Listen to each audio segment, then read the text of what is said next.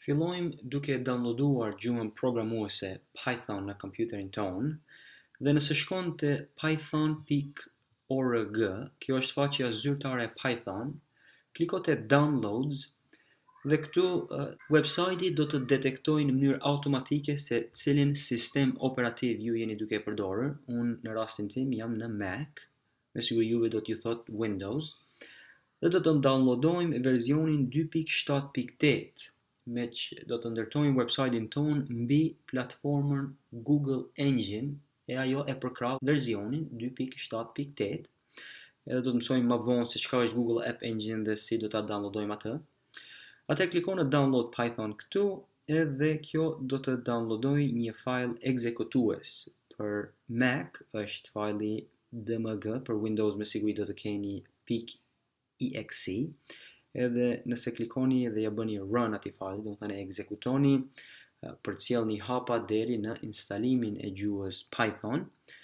Unë pasi ta instaloj e bëni një test vogël, unë veç se kam instaluar këtë gjuhë programuese në kompjuterin tim, edhe do të kaloj në terminal këtu apo në command prompt. Do të thonë në Windows nëse shkoni te run, te start run edhe shtypni cmd, do ta hapni command prompt, do të thonë është disk operating system siç ka qenë përpara.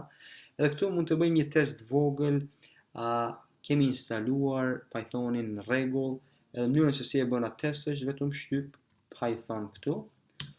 Edhe kjo do të thonë kalon në ekzekutimin e Pythonit edhe thot tash mund të shërbehesh me komandat e Python. E bëjmë shpejt një mbledhje këtu 3+4. E shef që Python na mbledh 7. Do të thonë Python është instaluar në rregull. Edhe do të instalojmë edhe një librari tjetër që do të na shërbejë neve që të marrmi fajlat HTML dhe të futmi kod të Pythonit brenda fajlave HTML në website-in tonë.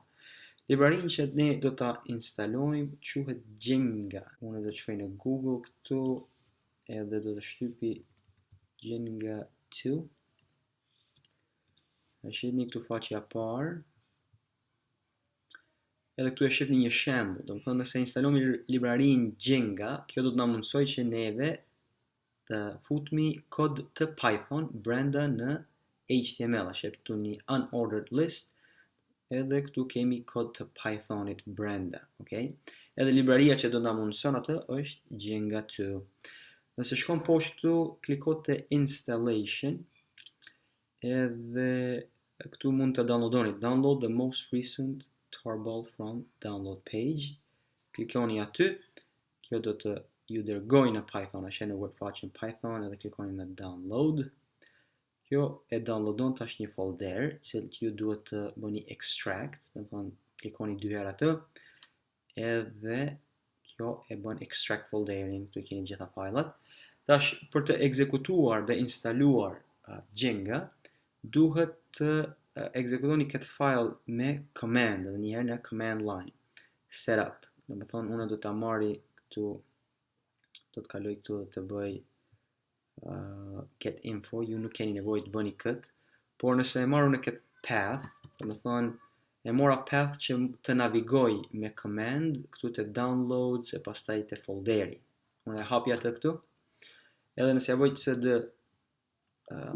cd këtu, do thonë unë navigoj tash brenda folderit users, ed.go, downloads, edhe ju mundoni që të navigoni brenda këtij folderi pa marrë parasysh se ku e keni këtë folder Jenga, okay?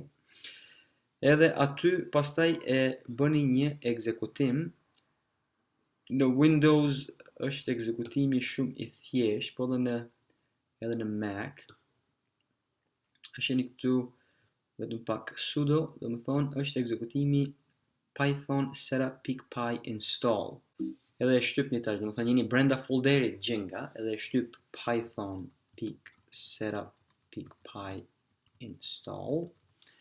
Kjo do t'ju instaloj librarinë Jenga, që ne tash jemi gati, pasi të instalojmë këtë, do t'jemi gati që t'i përdormi gjuhën programuese Python le librarinë Jenga brenda në kodin ton që do të ndërtojmë mbi platformën Google App Engine.